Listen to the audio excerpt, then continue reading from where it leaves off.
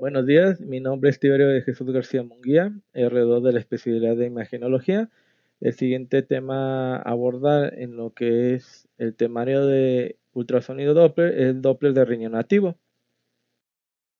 Como breve introducción, vemos que la ecografía renal en sus distintas modalidades es una técnica ampliamente utilizada, sobre todo porque es accesible y no invasiva. Por lo tanto, es considerada como el estudio inicial para el abordaje de los pacientes con enfermedad renal y hipertensión. No es el estándar de oro, el estándar de oro vendría siendo la angiografía. A continuación abordaremos las indicaciones del estudio, las cuales se muestran en la tabla de la izquierda.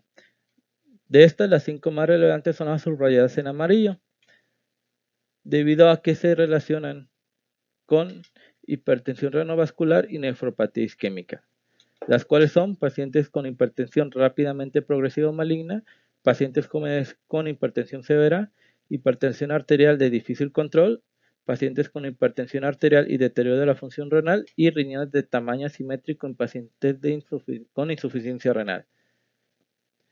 Como ya hemos mencionado, se relacionan estrechamente con hipertensión renovascular y nefropatía isquémica, las cuales en conjunto nos deben de hacer sospechar de la estenosis de la arteria renal, la cual es la principal enfermedad a descartar en el Doppler de riñones nativos. Antes de continuar con la técnica y el protocolo de estudio hay que tener ciertas consideraciones anatómicas. En general son 4. La primera es que la arteria renal derecha sale anterolateral de la aorta y pasa por detrás de la vena cava inferior, como se muestra en este ultrasonido Doppler color, el cual vamos a cambiar para ejemplificar el siguiente punto, que es la arteria renal izquierda sale posterolateral de la aorta. Este diagrama nos sirve para ejemplificar el tercer punto, es que ambas arterias renales tienen su origen por debajo de la salida de la arteria mesentérica superior, lo cual es un punto de referencia al momento de realizar el estudio, y que hasta el 20% de los individuos normales hay arterias principales renales duplicadas y arterias polares, como se muestran las arterias polares en esta angiotomografía. ¿Qué tiene importante este último punto? Que estas arterias, sobre todo las polares, son de difícil visualización durante el estudio de ultrasonido. Incluso las arterias principales duplicadas pueden costar trabajo de ser visibles. Dentro del aspecto técnico tenemos que, en el primer punto, de forma previa al estudio, solicitar ayuno mínimo de 8 horas al paciente. Esto es en forma ideal, debido a que el ayuno evita la formación de gas intestinal y con ello la formación de sombra sucia, la cual interfiere con la realización del estudio. Como paréntesis, se puede premedicar al paciente con dimeticona a razón de 40 miligramos cada 8 horas, 3 días previos al estudio, con intención de reducir más lo que es el gas intestinal. Como segundo punto, tenemos que se debe seleccionar el transductor más adecuado para realizar el estudio. En este caso serían transductores de baja frecuencia, entre 3.5 y 5 MHz. Esto es debido a que, como tenemos entendido, a menor frecuencia, mayor profundidad de las del ultrasonido. Se prefieren los ultrasonidos convexos sobre los sectoriales, aunque se pueden utilizar ambos para realizar el estudio. Como tercer punto, tenemos que deben de ajustarse adecuadamente una serie de parámetros.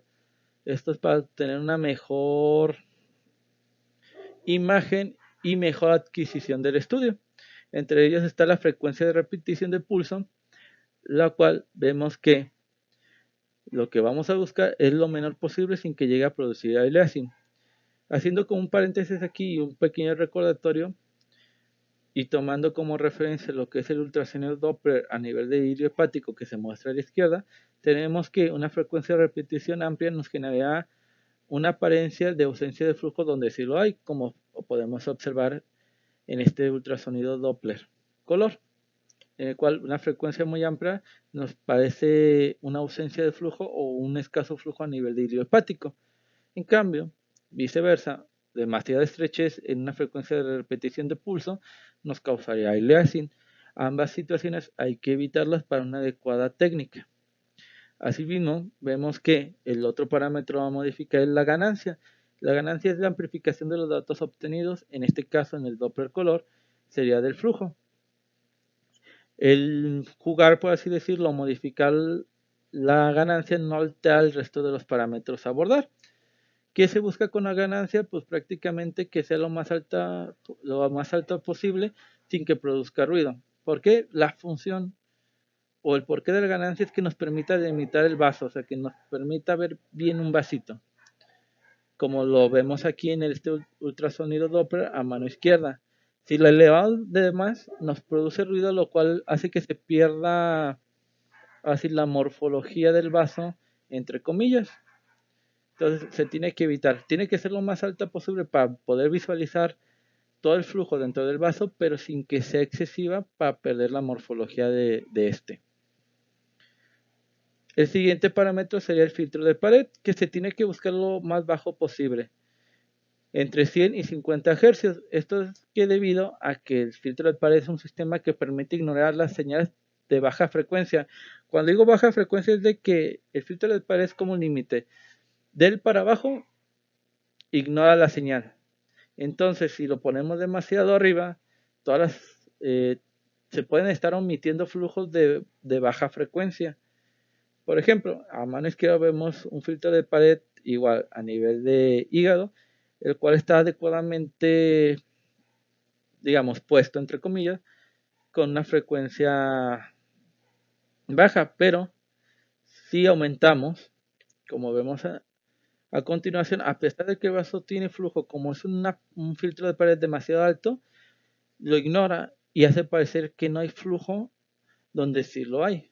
Entonces es importante, en este caso, lo más bajo posible para no ignorar o omitir, mejor dicho, flujos de baja frecuencia. Y por último, como sabemos, siempre se debe corregir en cualquier toma el ángulo Doppler.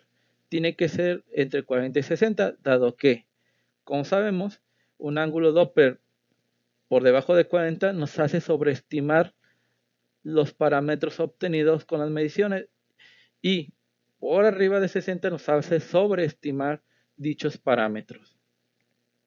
Dentro del protocolo tenemos que siempre iniciamos con modo B o escala de grises para valorar la morfología de las estructuras, seguida del Doppler color para ver la permeabilidad y en su caso turbulencia dentro de las estructuras vasculares, y el Doppler espectral para valorar las características del flujo dentro de las estructuras vasculares y en su caso valorar la severidad en las estenosis.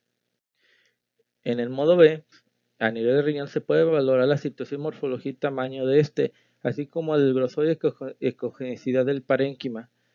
Hay factores que nos hacen sospechar desde el modo B de enfermedad renal. Por ejemplo, la simetría en los riñones, sobre todo cuando hay una diferencia en su longitud de 1.5 a 2 centímetros entre ambos, adelgazamiento de la cortical cuando esté menor a 1 centímetro y cuando hay un aumento en la ecogenicidad del parénquima renal. Lo primero que se debe realizar en el protocolo es obtener una imagen longitudinal de la arteria abdominal a la altura de la arteria mesentérica superior, ya que esto sirve como punto de referencia para poder explorar la aorta de manera descendente y encontrar, como veremos más adelante, el ostium de las arterias renales. Asimismo, a este nivel hay que colocar, además del Doppler color, como lo vemos a mano derecha, lo que es el Doppler espectral para obtener la velocidad pico sistólica y así más adelante poder calcular el índice aorta arterias renales, que nos servirá como un parámetro, digamos, guía para valorar la presencia o no de estenosis. El paciente, para poder obtener estas imágenes, se tiene que colocar en decúbito supino y el transductor en línea media abdominal.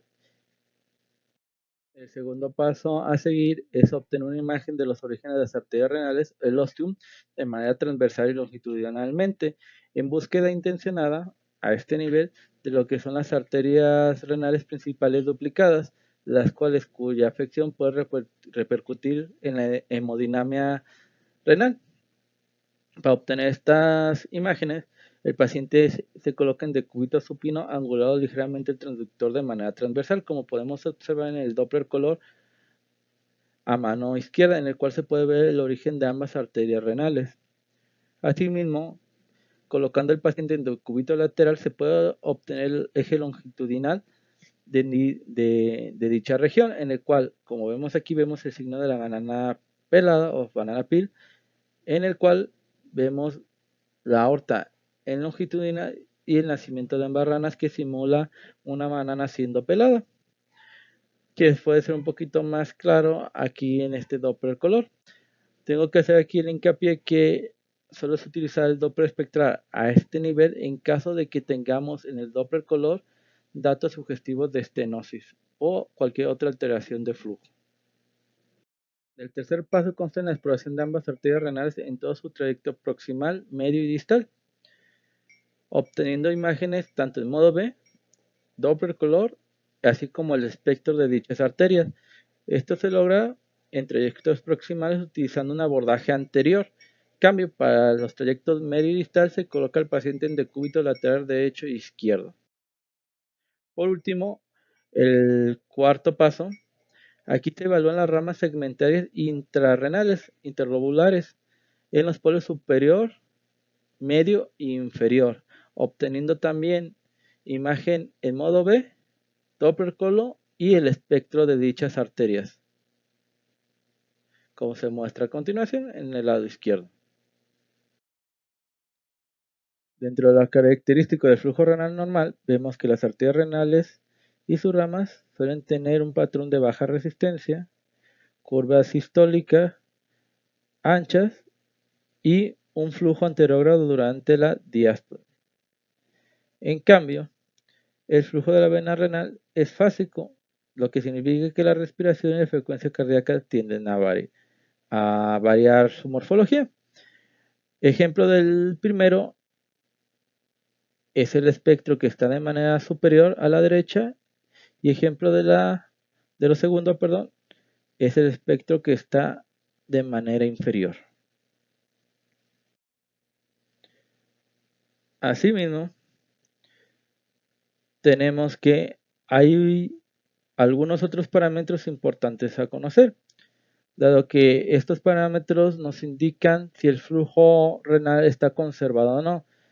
Entre ellos están los siguientes: el índice de pulsatibilidad, cuyos límites es 0.7 y 1.4, índice de resistencia, cuyo límite es 0.5, 0.7, velocidad pico sistólica, que nos menciona que debe ser menor de 180, algunas bibliografías tomando un límite superior de 200, índice diastólico sistólico de 0.2 a 0.4, el índice de arteria renal aorta menor a 0.5, el tiempo de aceleración que tiene que ser menor a 0.7 segundos y el índice de aceleración que tiene que ser mayor a 3 metros por segundo. Dentro de los desórdenes vasculares, que son los que abordaremos en esta sesión, vemos que los podemos dividir de origen arterial, entre los cuales destaca la estenosis, oclusión y aneurisma.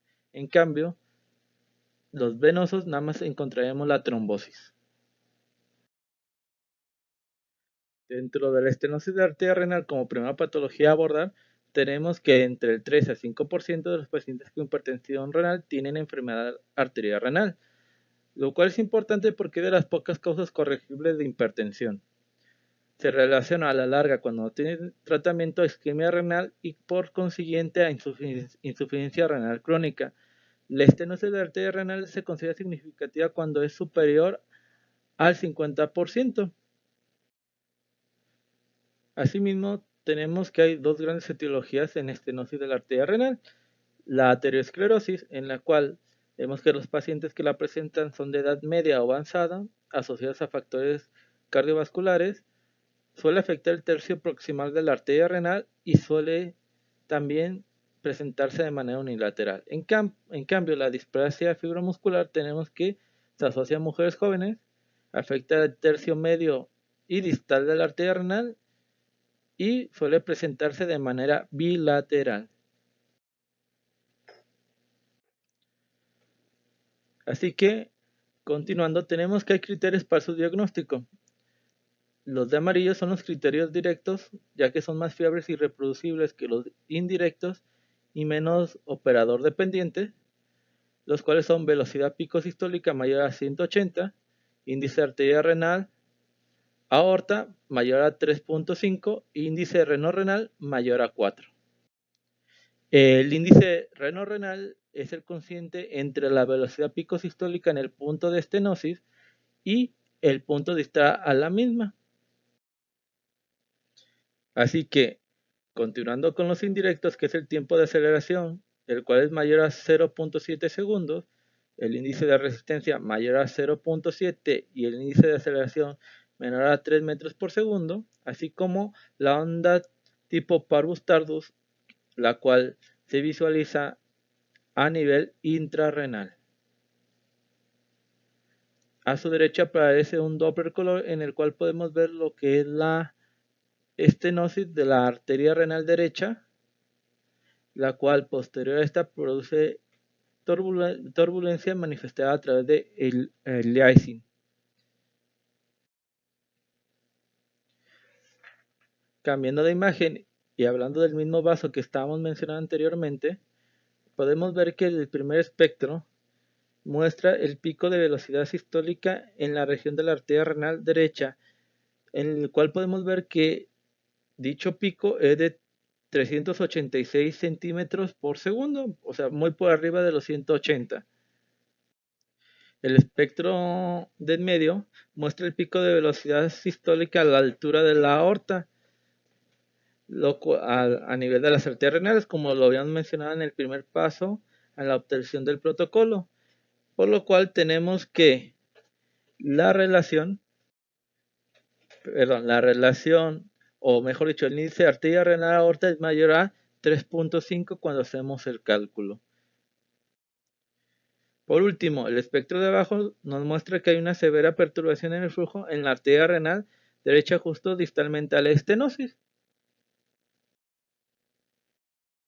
Estos pardos, que viene siendo una onda representativa en el proceso de la estenosis, se puede desglosar como tardus en el retraso o prolongación de la aceleración sistólica, que vendría siendo la flecha rosa o morada que dibujamos, y el parvus, que es el descenso o aplanamiento del pico sistólico. Vemos que esta onda se presenta a nivel de vasos intrarrenales post-estenosis y que suele estar presente en estenosis mayores del 70%. No suele presentarse en estenosis menores y por lo tanto su ausencia no descarta la presencia de una estenosis renal. Por eso se considera un dato indirecto de estenosis. Asimismo, vemos que para comprobar realmente que estamos ante un tardus parvus, el índice de aceleración tiene que ser menor a 3 metros por segundo y un tiempo de aceleración aumentado, lo cual, si recordamos, está dentro de los datos indirectos. Entonces, para que tengamos un tardus parvus, tenemos que también tener un índice de aceleración menor a 3 y un tiempo de aceleración mayor a 0.7 segundos. La segunda patología a abordar, que es la oclusión de la arteria renal, también posee criterios para su diagnóstico y se podría decir que es la continuación o la máxima severidad de lo que es la estenosis, en el cual el primer criterio es la ausencia de una arteria renal principal del lado afectado, reducción marcada del tamaño renal, suele ser menor a 9 centímetros por la isquemia causada por la misma oclusión y ausencia del flujo intrarrenal, o en caso de que hubiese flujo, como este es muy laminal, en caso de una oclusión entre comillas parcial o por flujo contralateral, señales intrarrenales amortiguadas con una amplitud muy baja. Estos tres criterios tendrían que estar presentes para hablar que estamos delante de una oclusión de la arteria renal. Como paréntesis y punto importante a la vez, antes de concluir que se está enfrente a una oclusión de la arteria renal, tenemos que hacer una detección de flujos en otros vasos situados a la misma profundidad o en el riñón contralateral, debido a que tenemos que descartar cualquier factor técnico que nos pudiera simular dicha patología.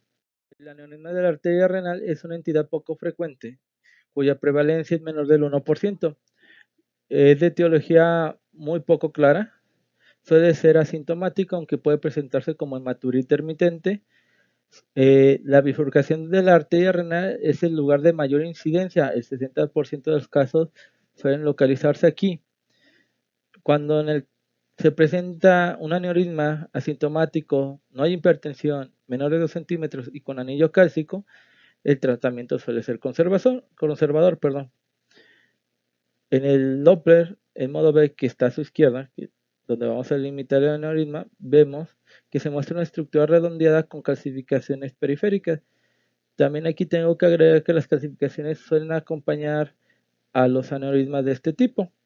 ¿Cómo sabemos que está calcificado? Por la sombra acústica que presenta este halo hiperecogénico.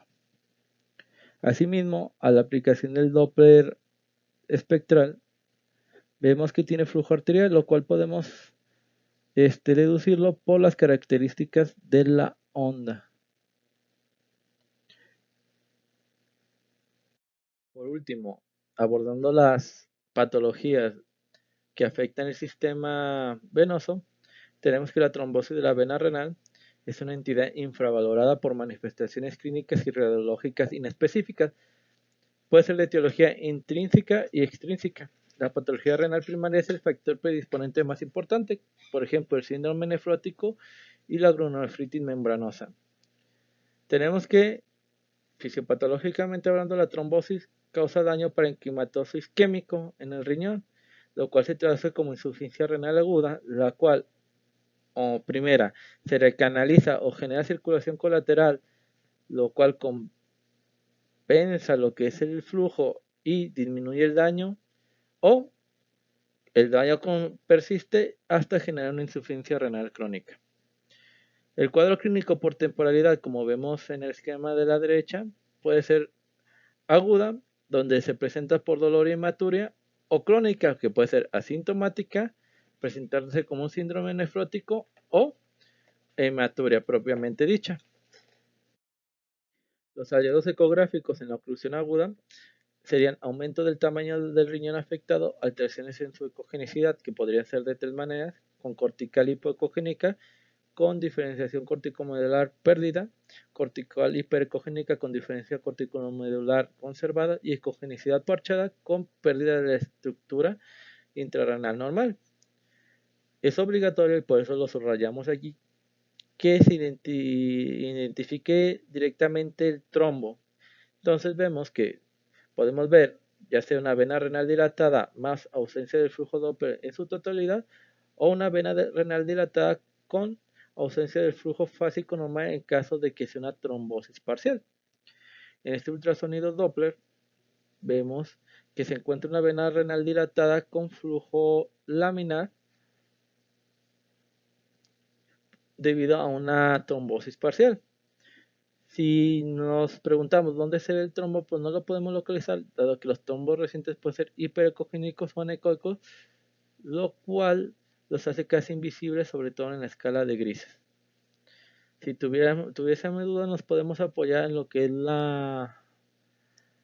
el parámetro de índice de pulsatividad, ya que se suele aumentar en la obstrucción venosa como urinaria. Ya cerrando, en caso de oclusión aguda, tenemos que en caso de trombosis de la vena renal crónica, podemos encontrar datos de insuficiencia renal crónica como tal, o cambios parenquimatosos crónicos, debido a que mientras más se deje progresar, como vimos anteriormente, mayor será el daño renal hasta caer en insuficiencia renal crónica.